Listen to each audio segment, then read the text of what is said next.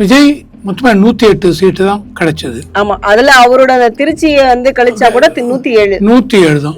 107 சீட்டை வைத்துக்கொண்டு அவர் மட்டும் ஆட்சி அமைக்க முடியாது. ஆனா இன்னைக்கு ராகுல் ஏற்கனவே ஒரு விஷயத்த முன்னாடியே சொல்லிட்டாரு, ஆதரவு தருவோன்னு. இன்னைக்கு ஆதரவு கொடுக்கறோம்னு சொல்லிட்டாங்க போலயே.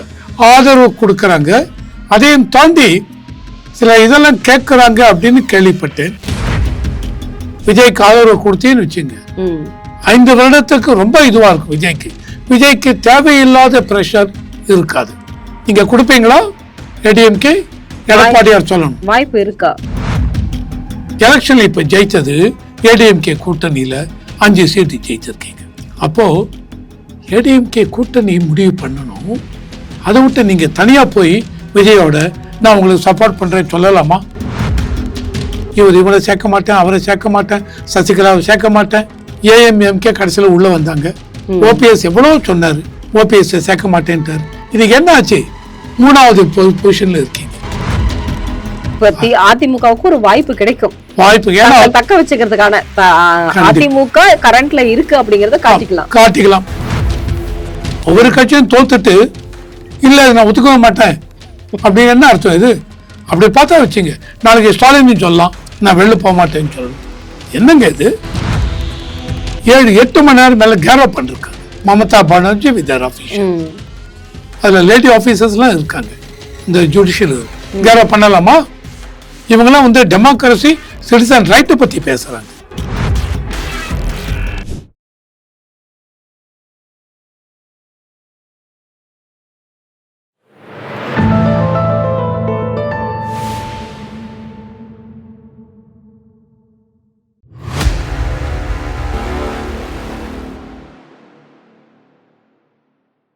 தாமரை டிவி நேயர்களுக்கு அன்பு வணக்கம். இன்று நேர்காணலில் சிறப்பு விருந்தினர் அரசியல் விமர்சகர் ரவிசங்கர் அவர்கள் நம்முடன் இருந்திருக்கிறார். சார் வணக்கம். வணக்கம். நீங்க ஏற்கனவே சொன்னது போல ஒன்னா கூட்டணி ஆட்சி இல்லைன்னா தொங்கு சட்டசபை, இது கண்டிப்பா அமையும் அப்படிங்கிற மாதிரியான ஒரு நம்ம இந்த ரிசல்ட்டுக்கு முன்னாடி, இந்த ஜட்ஜ்மெண்ட்க்கு முன்னாடி நம்ம பேசி இருந்தோம். அதே மாதிரியான ஒரு நிலை தான் இன்னைக்கு தமிழகத்துல இருக்கு. அடுத்த முதல்வர் விஜய் தான், அதுல எந்த மாற்றமும் கிடையாது. ஆனா அவருடைய தனி பெரும்பான்மையை நிரூபிக்கணும் அப்படிங்கிறதுக்கான ஒரு சிக்கல்ல இன்னைக்கு அவர் இருக்கிறார் அப்படிங்கிறது ரொம்ப தெளிவாகவே தெரியுது. இதுல ஆதரவு கொடுப்பதற்காக ஒரு 3 கட்சிகளுக்கு கடிதம் எழுதி இருப்பதாகவும் செய்திகள் வந்துகிட்டு இருக்கு. இதுல எந்த கட்சிகள் ஆதரவு கொடுக்கும்? அவருக்கு தனி பெரும்பான்மையை வைத்துக்கொண்டு அவர்கிட்ட இருக்கக்கூடிய சீட்டை வச்சுட்டே ஆட்சி அமைக்கிறதுக்கான வாய்ப்புகள் இருக்கா? இதை பத்தி கொஞ்சம் தெளிவாக சொல்லுங்க. விஜய் மொத்தமா 108 சீட்டு தான் கிடைச்சது. ஆமா, அதுல அவரோட திருச்சியை கழிச்சா கூட 107 தான். 107 சீட்டை வைத்துக்கொண்டு அவர் மட்டும் ஆட்சி அமைக்க முடியாது. நிச்சயமா. ஏன்னா தமிழ்நாட்டுல மினிமம் 118 சீட்டு வேணும். 118 இருந்தால்தான் பெரும்பான்மை. இதான் மைனாரிட்டி அரசா 2011 2006-11 திமுக மைனாரிட்டி அரசு 97 சீட்டை வச்சுன்னு ஓட்டிட்டாங்க. அவங்களுக்கு வெளியில இருந்து ரொம்ப முக்கியம், இந்த பாயிண்ட் நோட் பண்ணிக்கங்க. அன்னைக்கு காங்கிரஸ் வெளியில இருந்து சப்போர்ட் கொடுத்தாங்க. மேபி இன்னைக்கு நான் அப்படி கொடுப்பாங்கன்னு எதிர்பார்க்கிறேன். காங்கிரஸ் எந்த மந்திரி பதவி வேண்டும் அப்படின்னு சொல்ல மாட்டாங்கன்னு நினைக்கிறேன். பார்க்கலாம். ஆனா இன்னைக்கு ராகுல் ஏற்கனவே ஒரு விஷயத்த முன்னாடியே சொல்லிட்டாரு, ஆதரவு தருவோன்னு. இன்னைக்கு ஆதரவு கொடுக்கறோம்னு சொல்லிட்டாங்க போலயே. ஆதரவு கொடுக்கறாங்க, அதையும் தாண்டி சில இதெல்லாம் கேட்கறாங்க அப்படின்னு கேள்விப்பட்டேன். இவங்க இன்னொரு பொலிட்டிக்கல் பார்ட்டி 5 சீட் இருக்கு, அவங்களும் துணை முதல் மந்திரி பதவி வேண்டும், இம்பார்ட்டன்ட் மினிஸ்டரியல் போஸ்ட் வேணும் அப்படிலாம் கேட்ட மாதிரி ஒரு கேள்விப்பட்டிருக்கேன். இதெல்லாம் கன்ஃபர்ம்டு நியூஸ். ஏன்னா எதுவுமே கன்ஃபர்ம்டு நியூஸா வராது கண்டிப்பா. ஸோ ஒன்று முக்கியம் என்ன அப்படின்னா, தனியாக 107 சீட்டை வச்சுட்டு விஜய் ஆட்சி பண்ண முடியாது. ஸோ மற்ற கட்சிகளுடைய இது வேணும். இன்னைக்கு எல்லா கட்சிகளுமே ஜனநாயகத்து மேல அப்படி ஒரு நம்பிக்கை வந்துருது. ஜனநாயகம் தழைக்க வேண்டும். மறுபடியும் எலெக்ஷன் வந்தா மக்களுக்கு தேவையில்லாத செலவு, நாட்டிற்கு தேவையில்லாத செலவு, இதை புரிந்து கொண்டு எல்லா கட்சியும் போட்டி. இன்னைக்கு விஜய்க்கு நாங்க ஆதரவு கொடுக்கிறோம். விஜய் கேட்கறதுக்கு சந்தோஷமா இருக்கு, ரொம்ப சந்தோஷமா இருக்கு கேட்கறதுக்கு. ஆனால் நான் இன்னும் என்ன கேட்கறேன் அப்படின்னா, எல்லாருமே விஜய்க்கு ஆதரவு கொடுங்க. ஏன்னா இன்னைக்கு இந்த தேர்தலில் இந்த மேண்டேட் மக்கள் யாருக்கு ஓட்டு போட்டாங்க அப்படின்னால் விஜய்க்கு தான் ஓட்டு போட்டாங்க. அன்பார்ச்சுனேட்லி 120 சீட் வரும்னு எதிர்பார்த்த இடத்துல 107 தான் வந்திருக்கு. ஸோ இன்னும் 11 சீட், 118 மேஜிக் நம்பர், அதுக்கு 11 சீட் வேணும். காங்கிரஸ் பெரிய அபிஷியல் லெட்டரே கொடுத்துட்டாங்க, கொடுத்து நாங்கள் இது பண்ண போறோம்னு. ஐ ரெக்வெஸ்ட் காங்கிரஸ், 2006-11 திமுக 97 சீட்டு தான் இங்க இருந்தது. வெளியில இருந்து அன்னைக்கு 35-40 சீட் காங்கிரஸ்க்கு இருந்தது. வெளியில இருந்து ஆதரவு கொடுத்தீங்க.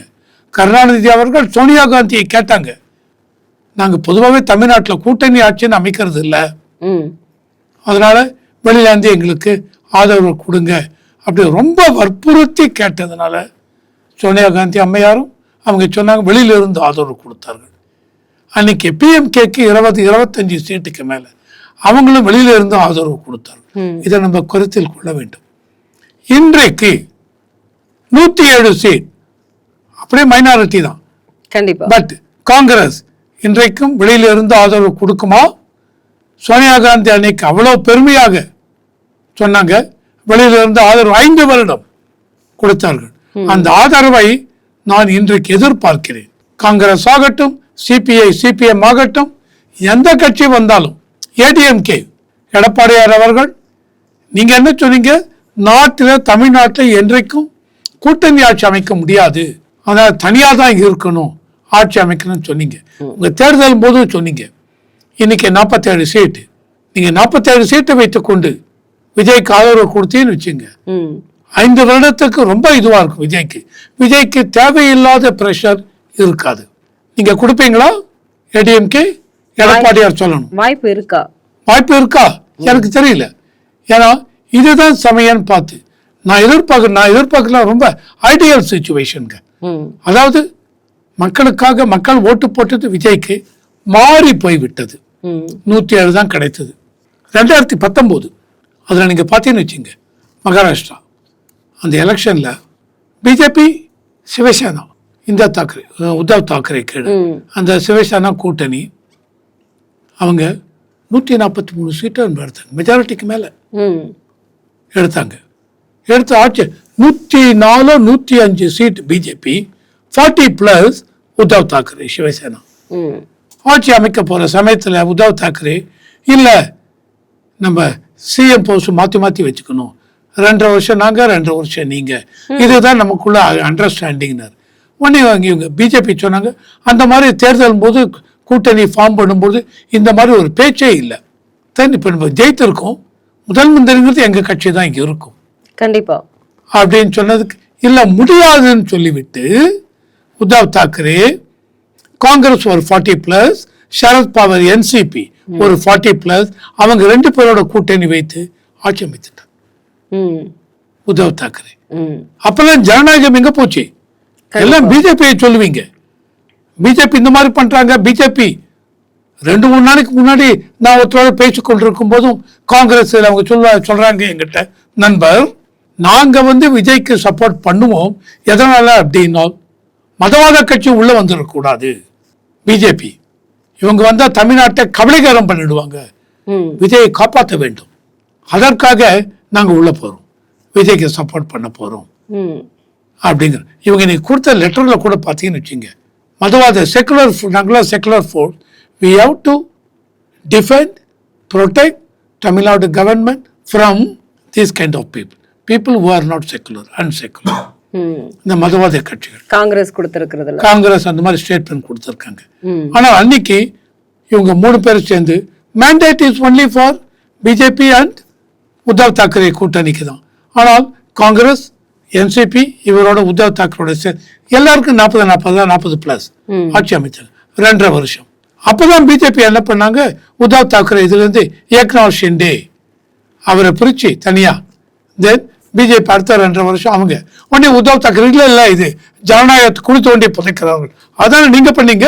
ஸோ இன்னைக்கு வரும்போது என்னை பொறுத்த வரைக்கும் நான் என்ன எதிர்பார்க்கிறேன் அப்படின்னா, ஏடிஎம்கே ஆகட்டும் காங்கிரஸ் ஆகட்டும் வேற எந்தெந்த கட்சி விஜய்க்கு சப்போர்ட் பண்ணணும் அப்படின்னு இருக்கீங்களோ அந்த கட்சியெல்லாம் சப்போர்ட் பண்ணுங்க, வெளியில இருந்து சப்போர்ட் பண்ணுங்க.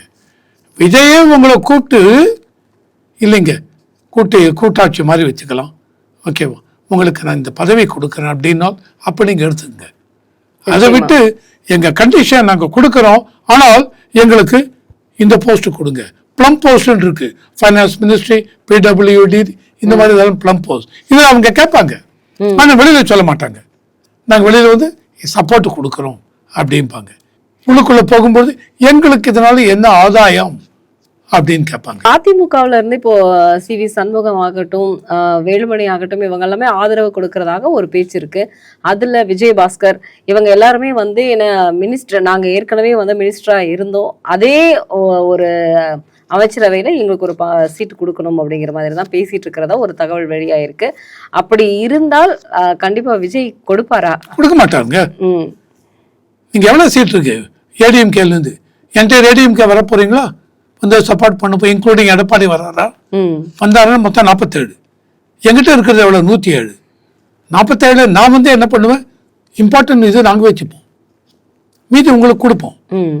அதுக்கு நாங்கள் ஒத்துக்கணும். That is very important. Only minister. ஆமாம். ஆனால் என்னை பொறுத்த வரைக்கும் நீங்க ஒரு 5 வருஷம் இருந்தீங்கல்ல, இதில் டிஎம்கே இருந்தாச்சு, ஆளட்டும், இங்கே விஜய் ஆளட்டுங்க. விஜயே உங்களை கூப்பிட்டு கொடுத்தாருன்னு வச்சுங்க, ஓகே. ஆனால் ஆரம்பத்திலிருந்து விஜய் அதாங்க சொன்னேன், கூட்டணி அமைச்சுக்கலாம், ஆட்சி வந்து ஆட்சியில பங்கு உண்டுன்னார் விஜய். இன்னைக்கும் விஜய் பங்கு கொடுப்பார், விஜய் கொடுக்க மாட்டேன்னு சொல்ல மாட்டார். ஆனால் விஜய் நீங்க வற்புறுத்தாதீங்க, எனக்கு இந்த சீட்டு தான் வேணும், இந்த மினிஸ்டர் CV சண்முகம் எனக்கு இதுதான் வேணும் கேட்காதீங்க. துணை முதல்வர் பதவி, இப்ப விஜய் துணை முதல்வர் பதவியை வேண்டாம்னு முடிவு பண்ணிட்டார் அப்படின்னு வச்சுங்க. ஆட்சி நான் தானுங்க ரன் பண்றேன், எனக்கு டெபுட்டி சீஃப் மினிஸ்டர் வேண்டாம், எனக்கு மகள் யாரும் இல்லை, அதனால டெபுட்டி சீஃப் மினிஸ்டர் போஸ்ட் வேண்டாம் அப்படின்னு சொல்றாரு வச்சுங்க. நீங்க ஏடிஎம்கே சப்போர்ட் பண்ண போறீங்க, இல்ல காங்கிரஸ் சப்போர்ட் பண்றீங்க, இல்ல PMK என்ன ஸ்டாண்ட் எடுத்திருக்காங்க தெரியலை, அவங்க சப்போர்ட் பண்ண கேட்பீங்களா? துணை முதல்வர் பதவி கேட்பீங்களா? இல்ல அன்புமணி அவர்கள் சப்போர்ட் தரதாகவும் அவர் வந்து துணை முதல்வர் பதவி கேட்பதாகவும் வந்து ஒரு தகவலும் வெளியாயிருக்கு. இதெல்லாம் தான் நான் வந்து எனக்கு ஏன்னா 4 சீட் வச்சிருக்கிறவங்க வந்து துணை முதல்வர் பதவி கேட்கறது வந்து ஒரு பெரிய கொஸ்டின் மார்க்காவே இருக்கு. எப்படி என்ன பொறுத்த வரைக்கும் it be shame on that part அப்படியே இது பண்றேன். ஏன்னா இன்னொரு சந்தேகம் மக்கள் கிட்ட எழும்புறது என்னன்னா, இவங்க கிட்ட 107 இருக்கு, இவங்க கிட்ட 4 இருக்கு, அவங்க கிட்ட 5 இருக்கு. அப்படிங்கும் பொழுது வந்து இவங்க ஒரு ஆளும் கட்சியோட கூட்டணியில இருக்கும்போது அதுவே பெரிய பலமாக இருக்கும் இல்லையா? கண்டிப்பா. அதையே மற்ற கட்சிகள் யோசிக்காம இப்படி குளறுபடிகள் செய்யுது. இதை வந்து PMK ADM கூட இருந்தாங்க கூட்டணியில. ஆமா. அந்த PMKக்கு இப்போ இதுக்கு முன்னாடியே 2021 எலெக்ஷன் இதுவானதுக்கு அப்புறம், அப்போ அன்புமணிக்கு வந்து 2019 பார்லிமெண்ட் எலெக்ஷனுக்கு அப்புறம் 2020 இதுல ராஜ்யசபா சீட் ADMK இதுல இருந்து போனாரு 6 வருஷம். 2026 முடிஞ்சு போச்சு. இப்ப 2026 மறுபடியும் 4 சீட்டு, இவங்களுக்கு 2 சீட் உண்டு ஏடிஎம்கேக்கு. மறுபடியும் ராஜ்யசபா இது வந்தது, மறுபடியும் PMK இந்த ஏடிஎம்கே ராஜ்யசபா கோட்டால இப்போ போய் இன்னொரு 6 வருஷத்துக்கு உட்கார்ந்துருக்காரு. எலெக்ஷன்ல இப்ப ஜெயித்தது ஏடிஎம்கே கூட்டணியில 5 சீட்டு ஜெயிச்சிருக்கீங்க. அப்போ ஏடிஎம்கே கூட்டணி முடிவு பண்ணணும், அதை விட்டு நீங்க தனியா போய் விஜயோட நான் உங்களுக்கு சப்போர்ட் பண்றேன்னு சொல்லலாமா? PMK கண்டிப்பா சொல்ல முடியாதுங்க, சொல்லக்கூடாது இல்லையா? அவங்க சொன்னாங்க, சொல்லல, என்ன வந்து நான் இன்னும் பார்க்கல. இப்ப நீங்களும் சொல்றீங்க இல்லையா, ஒரு நியூஸ் அப்படி இருக்கு. அப்படி இருந்தால் என்ன பொறுத்த வரைக்கும் எந்த ஜனநாயகத்தை காப்பாற்ற போறேன்னு சொல்றீங்களோ அந்த ஜனநாயகத்துக்கு நேர் விரோதமான செய்யும். நிச்சயமா இவங்க சொல்லி இவங்க கொடுத்து ஏப்ரல் 2026 நீங்க இப்போ ராஜ்யசபா வின் பண்ணி அங்க போய் பதவி ஏற்றிருக்கீங்க. நீங்க என்ன பண்ணணும்? ஏடிஎம்கே PMK என்ன பண்ணணும்? ஏடிஎம்கே அவங்க கூட்டணி கீழே இருக்கீங்க, அந்த NDA கூட்டணிக்கு எடப்பாடி ஏடிஎம்கே தான் தலைமை. சார் இந்த மாதிரி விஜய்க்கு ஆதரவு கொடுக்கலாமா என்ன? அப்ப ஏடிஎம்கே முடிவு பண்ணட்டும். ஏடிஎம்கே கூட்டணி இவர் பாட்டுக்கு தனியா போய் உட்கார்ந்து இப்ப நீங்க சொன்ன மாதிரி துணை முதல்வர் பதவி வேணும் கேட்டாலும் எப்படி கேட்பீங்க? நிச்சயமா எனக்கு அது வந்து சரியாக படவில்லைங்க.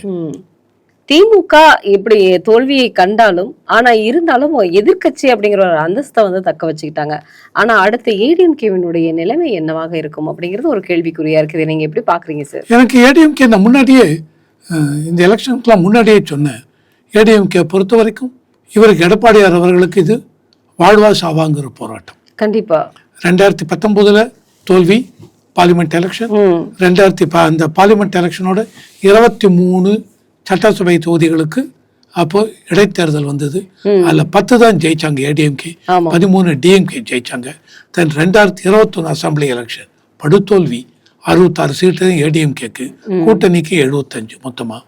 2024 பார்லிமெண்ட் எலெக்ஷன் 39க்கு 39 டிஎம்கே. ஸோ எடப்பாடி அவர்களுக்கு கீழே இத்தனை தோல்வி வந்திருக்கு. இப்போ 2026 இந்த அசம்பிளி எலெக்ஷன்ல இவர் மறுபடியும் தோற்றுவிட்டால் கட்சியை கட்டுக்கோப்பாக வைத்திருப்பது கடினம். இதையும் தாண்டி இவருக்கு தலைவர் பதவிக்கே ஒரு இது வரும் நிச்சயமா. அதனால அது ஆரம்பத்திலேருந்தே சொல்றேன் எலெக்ஷனுக்கு முன்னாடி. அதனால அப்போ என்ன கான்டெக்ட்ல சொன்னேன் அப்படின்னா, இவரை சேர்க்க மாட்டேன், அவரை சேர்க்க மாட்டேன், சசிகலாவை சேர்க்க மாட்டேன், ஏஎம்எம்கே கடைசியில் உள்ள வந்தாங்க. ஓபிஎஸ் எவ்வளவு சொன்னாரு, ஓபிஎஸ் சேர்க்க மாட்டேன்ட்டாரு. இதுக்கு என்ன ஆச்சு? 3வது பொசிஷன்ல இருக்கீங்க. ஸோ எவ்வளவு பாடுபட்டு நீங்க கட்சியை காப்பாற்ற போறீங்க தெரியாது. இப்பயே வரும்போது நியூஸ் படிச்சேன், சிவி சண்முகம் இன்னும் மொத்த 30 எம்எல்ஏஸ், மொத்தம் 47, 30 எம்எல்ஏஸ் ஏடிஎம்கே அங்க சப்போர்ட் பண்ணலாங்கிற மாதிரி பேச்சு அடிபடுது. அப்ப என்ன அர்த்தம்? 30 பேர் கட்சி தவ போறாங்களா? ஏன்னா 2/3 மெஜாரிட்டி, 47ல 2/3. ஓகேவா? 47 2/3, 30 2/3. இவங்க போனா வச்சுங்க அவங்கள டிஸ்குவாலிஃபை பண்ண முடியாது நிச்சயமா. ஸோ அப்போ அவங்க தலைமையை எதிர்த்து இப்போ எடப்பாடி முடிவு பண்றாருன்னு வச்சுங்க, இல்லைங்க ஏடிஎம்கே நம்ம சப்போர்ட் பண்ண கூடாதுன்னு. இப்போ இந்த எம்எல்ஏஸ் எல்லாம் அங்கே போறாங்களா? அப்படி 30 பேர் போனால் அவங்கள டிஸ்குவாலிஃபை பண்ண முடியாது. கண்டிப்பா அவங்க தனியா சட்டசபையில தனியா உட்காந்து சப்போர்ட் பண்ணலாம். அசம்பிளில உட்கார்றதுக்கான ஒரு வாய்ப்பையே அதிமுக இழந்துரும் இல்லைங்களா? இல்ல உட்காரும் இருக்கிற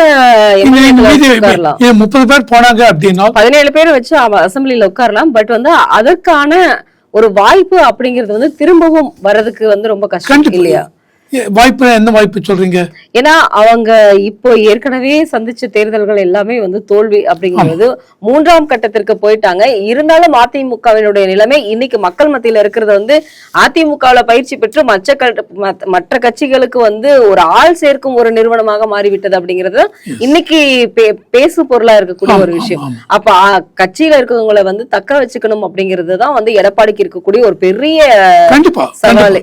என்ன நீங்க பண்ண தப்பு என்ன அப்படின்னா, ஒரு தலைவர்ங்கிறது அரவணைத்து கொண்டு போயிருக்கு. கண்டிப்பா கண்டிப்பா. ஓகே, இதே இதுல நீங்க பாத்தீங்கன்னு வச்சுங்களேன், எலெக்ஷனுக்கு முன்னாடி எல்லாருமே சொன்னாங்க டிஎம்டிகே பிரேமலதா விஜயகாந்த் அவங்களுக்கு அந்த அளவுக்கு அந்த கட்சிக்கு இது இல்லைன்னா, இருந்தாலும் ஸ்டாலின் அவர்கள் ஒரு இது கூட தவறு ஓட்டு கூட மிஸ் ஆயிடக்கூடாதுன்ட்டு 10 சீட் அவங்களுக்கு கொடுத்து ஒரு ராஜ்யசபா சீட்டும் கொடுத்தார். அவங்களுக்கான அங்கீகாரம் அப்படிங்கிறது அந்த இடத்துல இருந்தது. சோ அங்கதான் ஸ்டாலின் ஜெயிக்கிறார். ஒரு தலைவருங்கிறதுல அரவணைத்து கொண்டு போக வேண்டும் அப்படின்னு ஸ்டாலின் மேக்சிமம் அகாமடேட் பண்ணார். கண்டிப்பா அந்த இது இவர் என்ன பண்ணி விட்டார், சசிகலா சேர்க்க மாட்டேன், இவங்களை சேர்க்க மாட்டேன், இவரை தினகரனை சேர்க்க மாட்டேன். கடைசியில பிஜேபி உள்ள எல்லாம் பேசி தினகரனையும் சேர்த்தாங்க. பட் ஏன்னா திமுக கூட்டணிகளுக்குள்ள சலசலப்பு இருந்தாலும் ஒற்றுமை இருந்தது. ஆனா அதிமுகவுல இருக்கக்கூடிய தொண்டர்களோட நிர்வாகிகளோட ஒரு சப்போர்ட்டிவ் இல்ல அப்படிங்கிற. அதனால இந்த இப்ப விஜய் உள்ள வந்துட்டார், அடுத்த 5 வருஷம் விஜய் இருந்தாருன்னு வச்சுங்க, ஏடிஎம்கே அவங்க கட்சியை எந்த அளவுக்கு கட்டுக்கோப்பாக வைத்துக் கொண்டு எப்படி காப்பாற்ற போறாங்கன்னு தெரியவில்லை.